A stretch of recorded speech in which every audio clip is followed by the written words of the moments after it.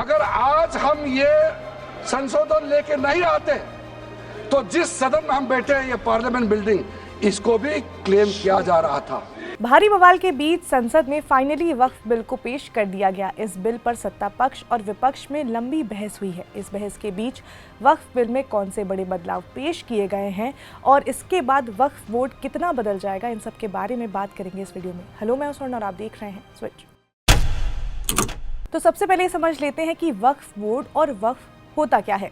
तो वक्फ एक अरबी शब्द है जिसका मतलब होता है खुदा के नाम पर दान की गई चीज़ या फिर चैरिटी के लिए दी गई संपत्ति, जिसमें कि ज़मीन, इमारत, पैसा सब कुछ आ सकता है। कोई भी मुस्लिम अपनी संपत्ति वक्फ कर सकता है और एक बार जो चीज़ वक्फ हो गई वो फिर ट्रांसफ़र नहीं की जा सकती है, मतलब अब वो सिर्फ नेक कामों के लिए ही इस्तेमाल की जाएगी। अब आते हैं वक्फ बोर्ड पर। तो वक्फ प्रॉपर्टी की देखरेख और मैनेजमेंट का जिम्मा जो है वो वक्फ बोर्ड का होता है। ये एक स्टैट्यूटरी बॉडी होती है जो हर राज्य में अलग होती है।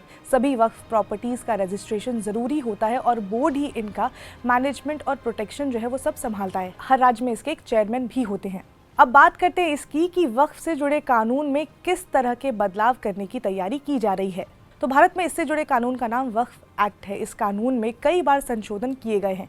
2024 में इससे जुड़ा संशोधन संसद में पेश किया गया था। इन पर बहुत चर्चा हुई और फिर इसे ज्वाइंट पार्लियामेंट्री कमेटी के पास भेज दिया गया। वक्फ अमेंडमेंट बिल 2024 को लेकर 30 लोगों की जेपीसी बनाई गई जिन्होंने अपने सुझाव भेजे। इसके बाद 2 अप्रैल 2025 को minority affairs minister Kiren Rijiju ने इससे जुड़ा बिल जो था वो लोकसभा में पेश किया। अब बात करते हैं कि नए बिल में किन किन बदलावों की बात की गई है। सबसे पहले तो केंद्रीय मंत्री ने ये साफ किया कि वक्फ बोर्ड में बदलाव करने से किसी के रिलीजियस प्रैक्टिस में इंटरफेयर नहीं किया जा रहा है। इसको लेकर उन्होंने कोर्ट के कई आदेश का जिक्र भी किया। वक्फ बिल के अमेंडमेंट को पेश करते हुए केंद्रीय मंत्री किरेन रिजिजू ने 3 कोर्ट जजमेंट्स का जिक्र किया। उनका कहना है कि वक्फ बिल में जो भी प्रोविजन लाए जा रहे हैं वो रिलीजियस इंस्टीट्यूशन के काम में कोई भी दखल नहीं डालेगा, बल्कि बस प्रॉपर्टी मैनेजमेंट को बेहतर बनाने के लिए ऐसा किया जा रहा है। जिन मामलों का उन्होंने जिक्र किया उसमें पहला मामला Syed Faizal Thangal versus union of India 1993 का था। इस मामले में केरल हाई कोर्ट ने ये साफ कर दिया था कि वक्फ बोर्ड एक स्टैट्यूटरी बॉडी है, यानी कि ये किसी मुस्लिम कम्युनिटी का रिप्रेजेंटेटिव नहीं है। इसका काम बस प्रॉपर्टी को मैनेज करना होता है, न कि रिलीजियस प्रैक्टिस को कंट्रोल करना। वहीं दूसरा केस था Hafiz Mohammad Zafar versus UP Sunni central board of Waqf. इस मामले में इलाहाबाद हाई कोर्ट ने भी इसी लाइन पर चलते हुए कहा था कि वक्फ बोर्ड का रोल सिर्फ प्रॉपर्टी मैनेजमेंट तक सीमित है। इसका रिलीजियस कैरेक्टर से कोई लेना देना नहीं है। मतलब मस्जिदों या किसी भी रिलीजियस प्लेस की अगर हम बात करें तो उसमें प्रैक्टिसेस में बोर्ड का कोई दखल नहीं होगा। ये एक गवर्निंग बॉडी है। तीसरा केस था गोविंद लाल महाराज वर्सेस स्टेट ऑफ राजस्थान का, जिसमें कि सुप्रीम कोर्ट ने ये साफ कर दिया था कि जो ये टेंपल मॉस्क की प्रॉपर्टीज़ को मैनेज करना है वो एक सेक्युलर मैटर है, यानी कि ये एक रिलीजियस प्रैक्टिस से अलग है और इसे सिर्फ प्रॉपर्टी मैनेजमेंट के लिए ही रहने देना चाहिए। इसका रिलीजियस प्रैक्टिस से कोई लेना देना नहीं है। तो इन तीनों रेफरेंस के साथ किरेन रिजिजू ने ये दावा किया कि वक्फ बोर्ड में जो चेंजेस आ रहे हैं वो रिलीजियस मैटर्स में कोई भी इंटरफेरेंस नहीं डाल रहे हैं, बल्कि ये सिर्फ एक स्टैट्यूटरी बॉडी में मॉडिफिकेशन की जा रही है ताकि वो और अच्छे से काम कर सके। अब बात करते हैं इसे लेकर पेश किए गए नए बदलावों की। तो वक्फ बोर्ड को लेकर जो नए चेंजेस बताए गए हैं उनको सही से समझने के लिए हमें थोड़ा फ्लैशबैक में जाना पड़ेगा। अब केंद्रीय मंत्री किरेन रिजिजू जब वक्फ बोर्ड में हुए बदलावों की बात कर रहे थे तो उन्होंने सीधे हिस्ट्री मोड ऑन कर दिया और बताया कि वक्फ और वक्फ से जुड़े कानून कैसे और कब चेंज हुए थे। तो सबसे पहले इसकी शुरुआत हुई आज़ादी से पहले की। तो मुसलमान वक्फ वैलिडेटिंग एक्ट 1913, इस एक्ट ने वक्फ को प्रॉपर्ली डिफ़ाइन किया कि क्या चीज़ वक्फ में आ सकती है और कैसे इसे चैरिटेबल पर्पस के लिए रखा जाएगा। इसके बाद द मुसलमान वक्फ एक्ट 1923 आया जो बेसिकली ट्रांसपेरेंसी लाने के लिए था। इसमें कहा गया कि वक्फ प्रॉपर्टीज़ को प्रॉपर अकाउंटिंग और रिपोर्टिंग होनी चाहिए। फिर था 1930 का मुसलमान वक्फ वैलिडेटिंग एक्ट, जिसने 1913 वाले कानून को और स्ट्रेंथन किया और वक्फ के लीगल एस्पेक्ट को ज़्यादा क्लियर कर दिया। फिर आज़ादी के बाद इंडिया में वक्फ से जुड़ा नियम और ज़्यादा ऑर्गेनाइज्ड करने की ज़रूरत महसूस हुई, इसलिए आया द वक्फ एक्ट 1954। ये एक्ट वक्फ बोर्ड को ऑफिशियली रिकग्नाइज करता है और उनके रूल्स और जो रिस्पॉन्सिबिलिटीज़ है उनको सेट करता है। इसके बाद जैसे जैसे चीज़ें बदलती गईं, वक्फ प्रॉपर्टीज़ को और अच्छे से मैनेज करने के लिए वक्फ एक्ट 1995 लाया गया। इसमें वक्फ की प्रॉपर्टी लिस्टिंग, सर्वे और मैनेजमेंट के लिए डिटेल्ड गाइडलाइन बनाई गई। फिर हुआ 2013 का बदलाव। इसमें वक्फ की प्रॉपर लिस्टिंग, सर्वे, मैनेजमेंट के लिए डिटेल्ड गाइडलाइंस बनाई गई। इसके बाद आया वक्फ अमेंडमेंट एक्ट 2013। उसके बाद इसमें बदलाव 2024 में लाया गया और अब जो 2024 में पेश किया गया था बदलाव, उसी को मॉडिफाई करके 2025 में इस बिल में अमेंडमेंट जो है वो पेश किया गया है पार्लियामेंट में।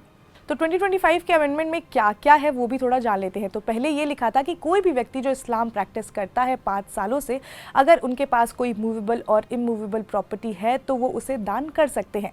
नया प्रस्ताव ये है कि वक्फ वही कर सकता है जो ये बताए कि वो कम से कम 5 सालों से इस्लाम प्रैक्टिस कर रहा है। नए प्रस्ताव के तहत वक्फ बोर्ड में शिया, सुन्नी, बोहरा और मुसलमान समुदाय में जो पिछड़े लोग हैं वो भी रहेंगे। बोर्ड का हिस्सा महिलाएं भी होंगी, बोर्ड का हिस्सा एक्सपर्ट्स भी होंगे। इसके अलावा मैक्सिमम 4 नॉन मुस्लिम भी वक्फ काउंसिल मेंबर्स हो सकते हैं। इसके अलावा इसमें 2 महिलाओं का होना जो है वो अनिवार्य है। तो सेंट्रल वक्फ काउंसिल जिसमें कि 22 सदस्य होते हैं, नए बिल में कहा गया कि इसमें मैक्सिमम 4 नॉन मुस्लिम मेंबर, 10 मुस्लिम समुदाय के लोग, 2 फॉर्मर जजेस of supreme court and high court, इसके अलावा एक जो है वो advocate of national eminence, 4 national eminence member जो कि अलग अलग फील्ड से होंगे, वो सभी शामिल होंगे। इतना ही नहीं, 10 मुस्लिम सदस्यों में से 2 महिलाओं का होना भी अनिवार्य बताया गया। तो ये तो होगी सेंट्रल काउंसिल की बात। अब स्टेट काउंसिल की बात करते हैं जिसमें कि 11 सदस्य होते हैं। तो इसमें बताया गया कि 11 सदस्यों में से 3 नॉन मुस्लिम सदस्य, 1 चेयरमैन, 1 MP, 1 MLA, 4 मुस्लिम समुदाय के लोग, 1 बार काउंसिल का सदस्य और 1 प्रोफेशनल, और 4 मुस्लिम सदस्यों में से 2 मुस्लिम महिलाओं का होना भी अनिवार्य जो है वो बताया गया है। तो केंद्रीय मंत्री किरण रिजिजू ने कहा है कि इसमें सबसे बड़ा जो बदलाव होने जा रहा है वो है वक्फ एक्ट के सेक्शन 40 को हटाने का, जो ये कहता है कि वक्फ बोर्ड और ट्रिब्यूनल किसी भी लैंड को वक्फ लैंड घोषित जो है वो कर सकते हैं, उन्हें ये अधिकार है। किरण रिजिजू ने कहा कि इस सेक्शन का बहुत मिसयूज़ किया गया, इसलिए इसको हटाए जाने की ज़रूरत है। इसके अलावा अभी तक वक्फ एक्ट के तहत ट्रिब्यूनल के फैसले ही अंतिम फैसले होते थे, यानी कि उनके खिलाफ कोई भी अपील कोर्ट में नहीं की जा सकती थी। इसको लेकर केंद्रीय मंत्री ने कहा कि अब इसे हाई कोर्ट में अपील किया जा सकता है, लेकिन उसके लिए समय सीमा जो है वो निर्धारित की गई है। केंद्रीय मंत्री ने बताया कि वक्फ अमेंडमेंट बिल को उम्मीद बिल नाम दिया गया है, जिसका फुल फॉर्म है unified Waqf management empowerment efficiency and development bill.